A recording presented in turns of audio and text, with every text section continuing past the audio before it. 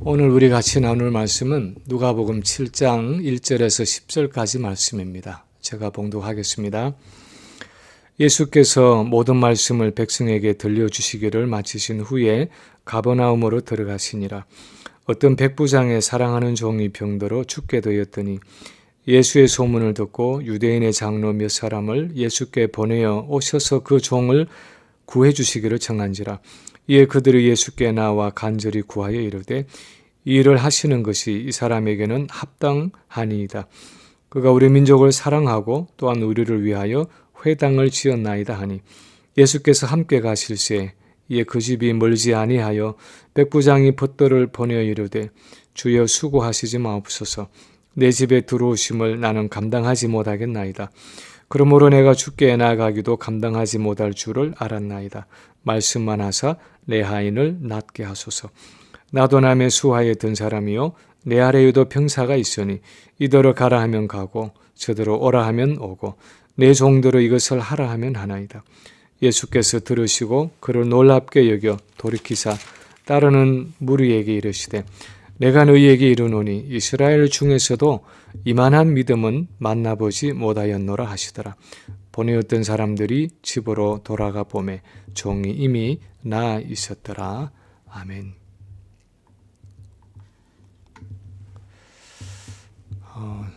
제가 한 2년 반 전에 터키에 갔을 때에 어떤 한 교회를 방문했는데 그 교회는 교인이 한 30명 되는데 설립하신 목사님의 간증 CD가 있었습니다.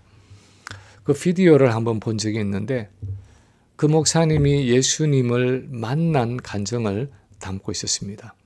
원래는 예수님이 누구인지 전혀 알지 못했던 독실한 모슬림 교도였는데 꿈에서인지 환상인지 예수님을 만나고 나서 목사가 되고 교회를 설립하게 되었다는 간증이었습니다. 그러고 나서 여러 선교사님들의 이야기를 들어보니까 요즘 모슬림 지역에서는 선교사들이 들어가지 못하는데도 꿈으로 또는 환상으로 예수님을 만나서 신앙을 가지게 되고 전도자가 되고 목회자가 되는 경우가 많다는 간증들을 주변에서 듣고 있습니다. 예수님이 우리에게도 꿈으로나 환상으로 나타나서 직접 말씀해 주시면 또 여러 개인적인 일들을 직접 인도해 주시면 얼마나 좋겠습니까? 그러나 사실 그것은 굉장히 예외적인 일이고 대부분 우리에게는 주로 성경을 통해서 말씀하시고 인도하시고 뜻을 알려주십니다. 우리 대부분은 예수님을 보지 못하고 그분의 음성을 듣지 못하지만 믿음으로 예수님과 교제하고 동행하고 인도함을 받는 삶을 살아가고 있습니다. 그래서 베드로전서 1장 8절에 보면 예수를 너희가 보지 못하였으나 사랑하는도다. 이제도 보지 못하나 믿고 말할 수 없는 영광스러운 즐거움으로 기뻐하니 믿음의 결국 곧 영혼의 구원을 받음이라 하고 말씀하고 있습니다. 보지 못하나 믿고 말할 수 없는 영광스러운 즐거움으로 기뻐하는 것이 이 땅에서 우리가 살아가는 그리스도인의 삶의 방식인데 그것을 위해서 믿음이 필요하다는 것입니다. 그런데 오늘 본문에 보면 이런 믿음에 있어서 예수님의 칭찬을 받은 한 인물이 있는데 로마의 백부장이었습니다. 본문 9절을 보면 예수님이 무리들을 둘러보면서 이렇게 말씀하십니다. 내가 너희에게 이르노니 이스라엘 중에서도 이만한 믿음은 만나보지 못하였노라. 병행구인 마태복음 8장에서는 이렇게 기록하고 있습니다. 이스라엘 중 아무에게도 이만한 믿음을 만나보지 못하였노라. 어떻게 표현을 했더라도 우리가 분명하게 아는 것은 예수님은 이 백부장의 믿음에 대해서 최상급의 칭찬을 하고 계신다는 사실입니다. 이방인 가운데서는 물론이고 심지어 이스라엘 백성 중에서도 이만한 믿음을 만나보지 못했을 정도로 이름도 기록되지 않은 이 로마의 백부장은 위대한 믿음을 소유하고 있었다는 말입니다. 본문의 이 백부장을 이렇게 칭찬하시는 예수님의 모습을 보면서 우리는 궁금해집니다. 도대체 이 백부장이 어떤 믿음을 가졌기에 예수님이 이렇게 칭찬하셨는가? 그의 믿음이 도대체 어떤 것이었기에 예수님은 마치 이 세상에서 가장 좋은 믿음을 만난 것처럼 이렇게 칭찬하고 계신 것인가? 오늘 우리가 자세히 살펴보기를 원하는 것은 바로 이 본문에 나타난 백부장의 믿음의 성격입니다. 최고의 칭찬을 받은 이 백부장의 믿음은 과연 어떤 믿음이었습니까? 첫째로 이 백부장은 자신의 죄악됨과 부족함을 아주 분명하게 인식하고 있었습니다. 자기 자신의 죄악됨과 부족함을 너무너무 분명하게 인식하고 있었던 사람이 바로 이 백부장이었습니다. 우리가 성경에서 보는 이 백부장이라는 증언은 100명의 병사를 거느린 로마군의 장교를 일컫는 말입니다. 그런데 이 백부장의 종이 병들어서 사람을 보내왔기 때문에 예수님이 그 종을 고쳐주기 위해서 그 집에 가까이 왔습니다. 그런데 이 백부장이 또 사람을 보내서 이렇게 예수님께 말합니다. 6절과 7절을 보면 주여 수고하시지 마옵소서. 내 집에 들어오심을 나는 감당하지 못하겠나이다. 그러므로 내가 주께 나아가기도 감당하지 못할 줄을 알았나이다. 다시 말하면 예수님이 자기 집에 들어오시는 것도 감당하지 못하겠고 자신이 예수님께 나아가기도 감당하지 못한다는 말입니다. 자신은 예수님을 모시기에 합당치 않은 사람이라는 것입니다. 우리 한글 성경에서 감당하지 못한다 하고 표현하고 있는데 그 의미는 합당치 못하다, 자격이 없다, 가치가 없다 하는 뜻입니다. 그래서 영어로 보면 unworthy 하고 번역을 하고 있습니다. 무엇 때문에 이 백부장이 그렇게 예수님을 자기 집에 맞이할 자격도 없고 자기가 예수님께 나아갈 자격도 없다고 말하고 있습니까? 그 당시 많은 로마 군인들이 그랬듯이 포악하고 잔인한 군인이었기 때문입니까? 도덕적으로 방탕하고 음란한 사람이었기 때문입니까? 사회적으로 부정하고 부패한 사람이었기 때문입니까? 오늘 본문의 기사를 자세히 살펴보면 이 로마의 백부장은 그런 일반적인 로마의 군인들과는 아주 달랐던 것을 알 수 있습니다. 오히려 이 사람은 점령국인 유대인들로부터도 칭송을 얻고 존경을 받고 있는 인물이었습니다.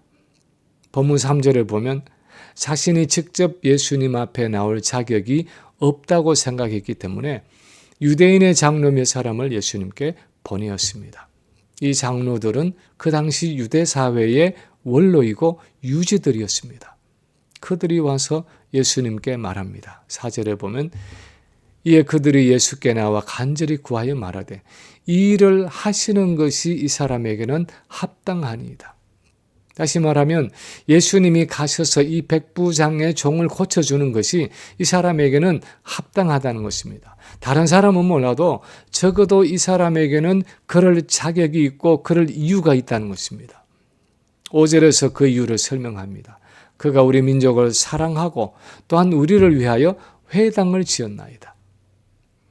이 백부장은 피지배국인 유대인들을 사랑해서 자기 돈을 들여서 회당까지 지어 주었다는 것입니다. 그것도 어떤 정치적인 이해타산을 위해서가 아니라 진정으로 유대인들을 사랑해서 회당까지 지어 주었다는 것입니다.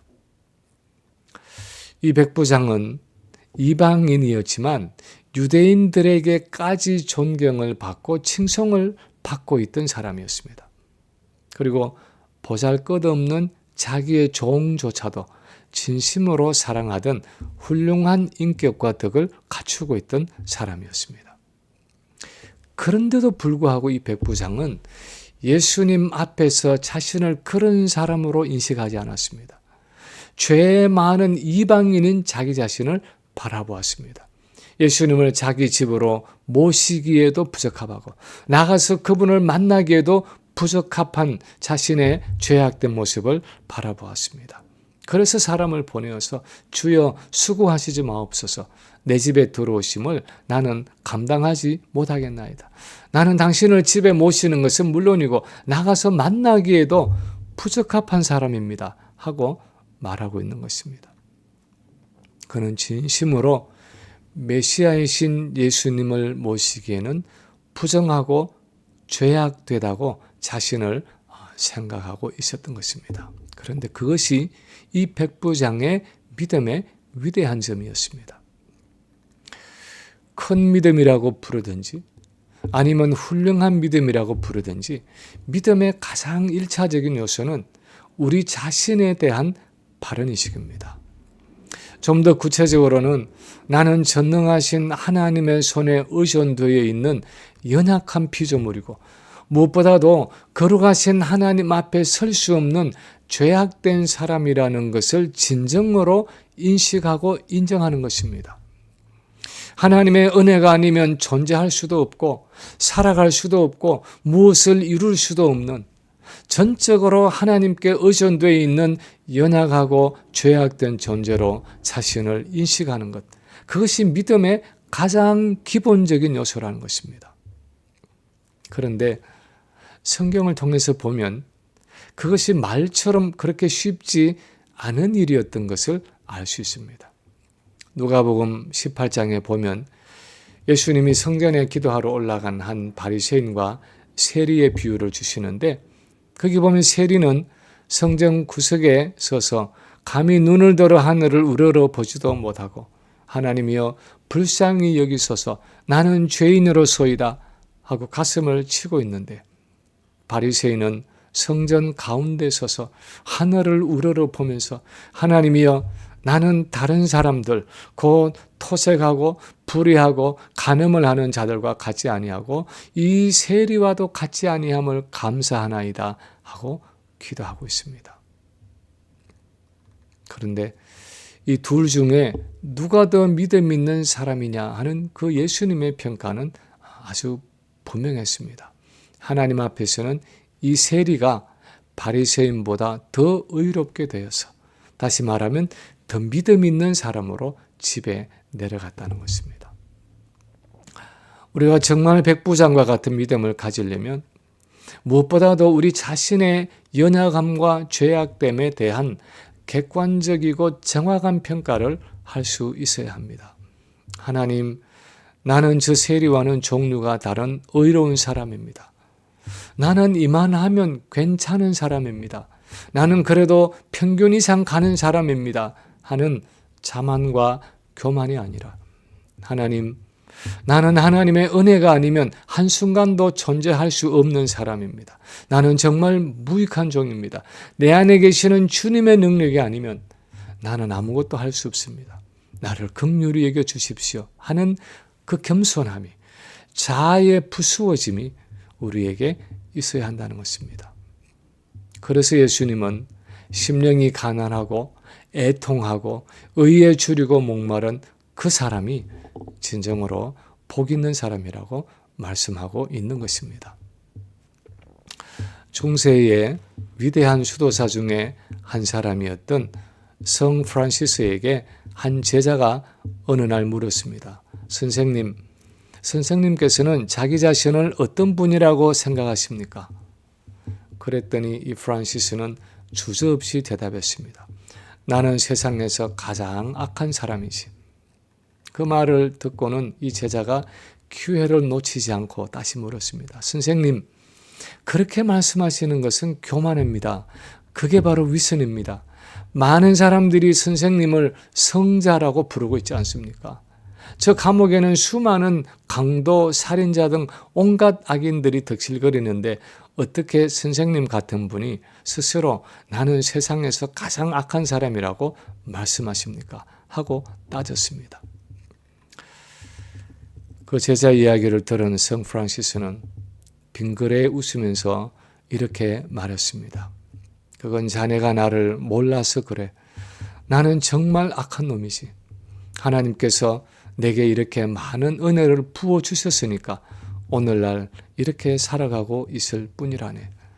만약 하나님이 내게 주신 그 많은 은혜를 저 감옥에 있는 사람들에게 주셨더라면 그 사람들은 나보다 몇 배나 더 훌륭한 사람들이 되었을 것이야 하고 진심에서 우러나오는 말로 대답을 했다고 합니다. 나는 하나님의 은혜가 아니면 안 된다는 그 심령 속에 하나님이 믿음을 부어주시는 것입니다. 그런데 이 백부장은 이런 자신의 죄악됨과 부족함을 인식하고 있는 사람이었습니다. 두 번째로 이 백부장은 무한하고 절대적인 능력을 가진 분으로 예수님을 인식했습니다. 이 백부장은 예수님을 인식하기를 무한하고 절대적인 능력을 가진 분으로 인식했습니다. 예수님을 모시기에 자신은 적합하지 않은 존재라고 고백하면서 이 백부장은 사람을 보내서 말합니다. 7절에 보면 말씀만 하사 내 하인을 낫게 하소서. 나도 남의 수하에 든 사람이요 내 아래에도 병사가 있으니 이더러 가라 하면 가고 저더러 오라 하면 오고 내 종대로 이것을 하라 하면 하나이다. 이 백부장은 예수님이 자신의 집으로 오시는 것을 감당치 못한다고 말하면서 집으로 오실 것 없이 그냥 멀리서 말씀만 하셔도 내 종이 나을 것이니까 그냥 그렇게 말씀만 해달라는 것입니다. 그것으로 충분하다는 것입니다. 우리는 이 구절을 대하면서 이방인인 이 백부장과는 아주 대조적이었던 한 유대인의 이야기를 기억합니다. 요한복음 4장에 보면 한 왕의 신하가 자기의 병든 아들을 위해서 예수님을 만나기 위해서 가버나움에서 갈릴리로 옵니다. 그리고는 예수님께 간청합니다. 내려오셔서 내 아들의 병을 고쳐주소서. 예수님이 가버나움이라는 동네까지 오셔야만 한다는 것입니다. 예수님은 그들이 메시아를 믿지 않음을 책망하면서 말씀하십니다. 너희는 표적과 기사를 보지 않으면 도무지 믿지 아니하리라. 그런데도 그는 여전히 예수님이 누구이신지를 바로 인식하지 못했습니다. 메시아이신 예수님의 치유는 시간과 공간을 초월한다는 사실을 깨닫지 못했습니다. 그래서 계속 강청합니다. 주여, 내 아이가 죽기 전에 내려오소서. 시간적으로 아들이 죽기 전에 오셔야 한다는 것입니다. 아들이 죽고 나면 예수님도 어쩔 수 없다는 것입니다. 그는 예수님이 죽은 지 나흘이 되는 나사로도 살릴 수 있는 전능하신 하나님이라는 사실을 깨닫지 못하고 있었습니다. 이것이 구약 성경을 가지고 있었고 늘 성전에서 예배와 제사를 드리던 유대인이었던 왕의 신하의 믿음이었습니다. 그런데 이방인인 로마 군인 백부장은 예수님께 정말 뜻밖의 말을 전하고 있었습니다. 수고하지 마옵소서. 내 집에 들어오심을 나는 감당하지 못하겠나이다. 말씀만 하사 내 하인을 낫게 하소서. 굳이 공간적으로 그 병든 종이 있는 곳까지 예수님이 오시지 않아도 된다는 것입니다. 그냥 멀리서 말씀만 하셔도 얼마든지 자기 종이 나을 것을 믿는다는 것입니다. 무엇이 그로 하여금 이 말이 가능하게 했습니까? 도대체 그가 예수님을 어떤 분으로 인식했기에 이런 말을 할 수 있었습니까? 그 다음 이어지는 말을 통해서 우리는 이 백부장이 예수님을 어떻게 인식했는지를 짐작할 수 있습니다. 8절에 보면 나도 남의 수하에 든 사람이요 제 아래에도 병사가 있으니 이더러 가라 하면 가고 저더러 오라 하면 오고 제 종대로 이것을 하라 하면 하나이다 하고 말하고 있습니다. 무슨 뜻입니까? 마치 이 땅의 군대에서 분명한 위계 질서가 있어서 상관이 말 한마디로 무엇을 명령해도 부하가 어김없이 그것을 수행하듯이 예수님 자신도 이 영적인 세계에서 그분의 말 한마디로 질병을 떠나가라 하시면 질병이 떠나가고 귀신을 나가라 하시면 귀신이 떠나가는 그 신적인 권세를 가지고 계신 분이라는 것입니다. 질병과 악령을 비롯한 온 영적인 세계를 다스리시는 그 권세와 능력을 가진 분이 굳이 누추한 그의 집에 오셔야 할 필요가 없다는 것입니다. 그 자리에서 말씀만 하셔도 내 종의 병이 떠나갈 줄을 믿는다는 것입니다. 단순히 어떤 새로운 가르침을 주는 랍비 정도가 아니라 어떤 능력 많은 선지자 정도가 아니라 하나님의 아들로서 메시아로서 그 말씀 한마디로도 질병을 떠나가게 하실 수 있는 전능하신 하나님으로 예수님을 인식한 것이었습니다. 믿음의 중요한 한 요소는 하나님에 대한 인식입니다. 내가 하나님을 어떤 분으로 인식하는가에 우리의 믿음이 달려 있다고 말할 수 있습니다. 왜냐하면 믿는다는 이 말은 우리 믿음의 대상이 되는 하나님에 대한 믿음 또는 신뢰를 의미하기 때문입니다. 우리는 대체로 하나님을 우리의 이성과 논리로 제한할 때가 많습니다. 마치 아들의 병을 고쳐달라고 가버나움에서 왔던 왕의 신하처럼 우리는 하나님을 시간과 공간 속에 가두옵니다. 그래서 하나님도 우리 인간처럼 일하셔야 한다고 생각합니다. 그런데 실제로 하나님은 우리의 이성과 논리를 초월해서 일하실 때가 많습니다. 그 말은 하나님은 비이성적인 분이고 비논리적인 분이라는 의미가 아닙니다. 오히려 하나님은 이성을 초월하시는 분이고 논리를 초월하시는 분이라는 의미입니다. 이사야서 55장에 있는 말씀처럼 하나님의 생각은 우리 생각과 다르고 하나님의 길은 우리 길과 다르다는 것입니다. 하늘이 땅보다 높음같이 하나님의 길은 우리 길보다 높고 하나님의 생각은 우리 생각보다 높다는 것입니다. 우리는 하나님을 어떻게 인식하고 있습니까? 정말 하나님의 하나님 되심을 우리 삶 속에서 진정으로 인정하고 있습니까? 말씀으로 천지를 창조하신 그 하나님은 오늘도 말씀 한마디로 새 일을 행하실 수 있고 말씀으로 우리의 문제를 해결하실 수도 있고 없는 것을 있는 것처럼 부르시는 분임을 기억하고 있습니까? 그래서 그분이 주신 약속을 계속해서 붙잡고 그분의 주권에 우리의 모든 것을 맡기고 있습니까? 영국 브리스톨에서 고아원을 설립하고 93세가 되기까지 65년 동안에 10만 명의 고아들을 돌보았던 고아의 아버지 조지 뮬러는 원래 고아들을 기르기 위해서 그 사역을 시작한 것이 사실은 아니었습니다. 그 시대의 사람들은 하나님은 우리 인간의 이성과 상식 이상으로 역사하지 않는다고 생각했습니다. 그래서 그는 그 고아원을 통해서 초자연적인 하나님의 역사를 체험하고 그것을 사람들에게 보여주기를 원했습니다. 그래서 그 고아원을 운영하면서 한 번도 사람들에게 헌금이나 기부금을 요청해 본 적이 없었습니다. 사람들에게 손을 벌리지 않고 하나님께만 엎드려 기도할 때 하나님이 어떻게 역사하시는지를 살펴보았는데 65년 동안 하나님은 한 번도 그 고아들을 굶기신 적이 없었다고 말하고 있습니다. 조지 뮬러뿐 아니라 많은 믿음의 선조들의 삶은 이렇게 인간의 방법보다도 하나님의 방법을 의지하며 살았고 성경 전체를 읽어보면 결국은 하나님은 우리와 얼마나 다른 분이며 얼마나 다르게 역사하는 분인지를 보여주기 위해서 애쓰고 있는 것을 볼 수 있습니다. 성경에 나타난 기적들이 모두 그것을 보여주고 있는 것입니다. 이렇게 하나님을 또는 예수 그리스도를 절대적으로 전능하신 분으로 인식하는 것이 바로 믿음의 요건이라는 것입니다. 그래서 세 번째로 그는 자기 종의 운명을 전적으로 주님의 손에 맡겼습니다.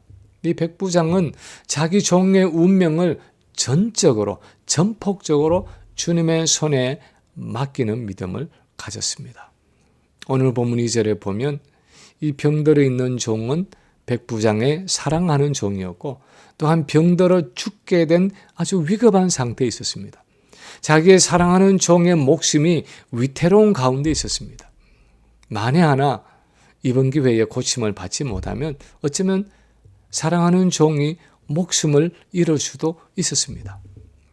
그래서 가장 안전한 방법은 주님이 직접 자기 집에까지 오셔서 그 병든 종의 머리에 직접 손을 얹어서 안수하시고, 그래서 만약 한 번에 낫지 않으면 다시 한 번 안수 기도를 받든지 끝까지 좀 다른 방법을 주님께 매달려 간청할 수도 있었을 것입니다.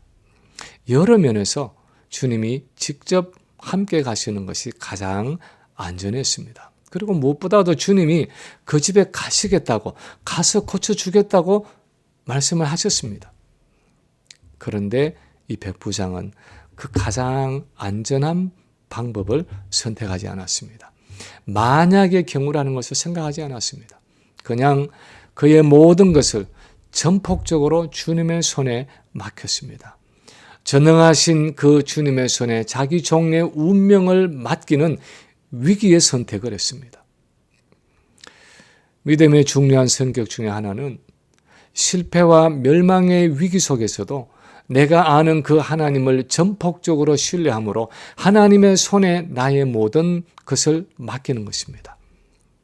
사사기 7장에 보면 기드온이 이스라엘에 사사했을 때에 미디안과 아말렉과 동방 나라들의 그 연합군이 이스라엘을 쳐들어왔습니다. 그때 기드온이 온 이스라엘에서 겨우겨우 군사들을 다 모아서 3만 2천 명을 만들었습니다. 그런데 하나님이 말씀하십니다. 너를 따르는 백성이 너무 많은즉 내가 그들의 손에 미대한 사람을 넘겨주지 아니하리니 이는 이스라엘이 나를 거슬러 스스로 자랑하기를 내 손이 나를 구원하였다 할까 함이니라. 그래서 군사들 가운데 두려워서 떠는 자는 다 집으로 돌아가라고 했습니다. 그래서 2만 2천 명이 돌아가고 고작 10,000명이 남았습니다. 그런데 하나님은 그것도 많다고 하시면서 시냇가에 가서 물을 마시게 해서 300명만 남기고 다 돌려보내게 하셨습니다. 미디안과 아말렉과 동방 사람들의 연합군과 싸우자면 3만 2천 명의 군사로도 힘들 텐데 달랑 300명의 군인들을 데리고 어떻게 승리를 거둘 수 있겠습니까? 어쩌면 모두가 다 전멸할 수도 있는 위기였습니다. 그렇지만 기드온은 미디안을 그들의 손에 붙이셨다는 그 하나님의 약속의 말씀을 믿고 300명을 데리고 전쟁을 나갑니다. 하나님의 손에 그들의 모든 운명을 다 맡긴 것이었습니다. 그런데 지금 이 백부장도 그랬습니다. 굳이 오실 필요가 없이 그저 말씀으로만 하시라고 하며 오시겠다는 예수님을 돌려보냈습니다. 그 병들어 죽어가는 종의 목숨과 자신의 운명을 주님의 말씀에 전폭적으로 맡겼습니다. 그만큼 그 말씀의 능력을 믿었다는 의미입니다. 믿음에는 항상 이런 실패와 위험의 요소가 있습니다. 그런 실패의 위기 속에서 하나님만을 전폭적으로 의지하고 신뢰하는 것이 믿음이기 때문에 그 믿음이 빛이 나는 것이고 하나님이 그 믿음을 기뻐하시는 것입니다. 이용규 선교사님이 쓴 내려놓음이라는 책에 보면 그분이 중국 상하이 코스타에서 하나님의 음성 듣기라는 세미나를 진행할 때 한 청년이 질문을 했습니다. 하나님의 음성을 들어야 할 필요도 느끼고 늘 말씀을 들으려고 기도하지만 막판까지 기다려도 하나님의 응답이 없어서 결국 시간에 쫓겨서 내가 계획했던 방향으로 그냥 일을 처리하곤 했는데 이런 상황에서는 어떻게 해야 합니까? 하고 물었습니다. 그때 이 선교사님이 물었습니다. 혹시 응답이 없을 때 그래서 움직이지 않고 데드라인을 넘기기까지 기다려 본 적이 있습니까? 그 청년이 대답했습니다. 아니요. 그런 적은 없었던 것 같은데요. 이 선교사님이 말했습니다. 다음에는 그렇게까지 한번 해보세요. 그것이 믿음이고 신뢰입니다. 믿음이라는 것은 나의 실패와 상실의 위험에도 불구하고 끝까지 나의 모든 것을 하나님의 손에 맡기는 행위입니다. 그것을 하나님이 기뻐하시고 그런 믿음을 가진 사람에게 하나님이 응답해 주신다는 것입니다. 그래서 오늘 본문 10절에 보면 보내었던 사람들이 집으로 돌아가 보매 종이 이미 나 있었더라 하고 기록하고 있습니다. 이미 나 있었더라 하고 완료형을 쓰는 이유는 집에 도착하기 전에 예수님이 말씀하시던 그 순간에 종의 병이 이미 나았다는 의미입니다. 하나님이 즉각적으로 응답해 주셨다는 것입니다. 자기의 운명을 전폭적으로 하나님께 맡긴 사람은 하나님이 결코 버리지 아니하시고 어떤 식으로든 응답해 주신다는 것입니다. 때로는 내가 원하는 방식으로 응답되지 않을 수도 있지만 하나님은 항상 그 믿음을 소유한 사람에게 최선의 것을 주신다는 것입니다. 이제 말씀을 마칩니다. 누가복음 18장에 보면 예수님은 인자가 올 때에 세상에서 믿음을 보겠느냐 하고 말씀하십니다. 마지막 때에 믿음 있는 사람을 찾기가 그렇게 힘들 것이라는 말입니다. 그러나 이 로마의 백부장처럼 우리 자신의 연약함과 죄악됨을 진정으로 인정하면서 말씀만으로도 우리의 모든 일을 해결하시는 그 주님의 절대적인 능력을 믿고 실패의 위기 속에서도 주님만을 전폭적으로 믿고 의지할 때 하나님은 우리의 믿음을 기뻐하실 것입니다. 이 마지막 때에 이런 믿음의 삶을 살아가는 우리 모든 성도들 되시기를 주님의 이름으로 간절히 축원합니다.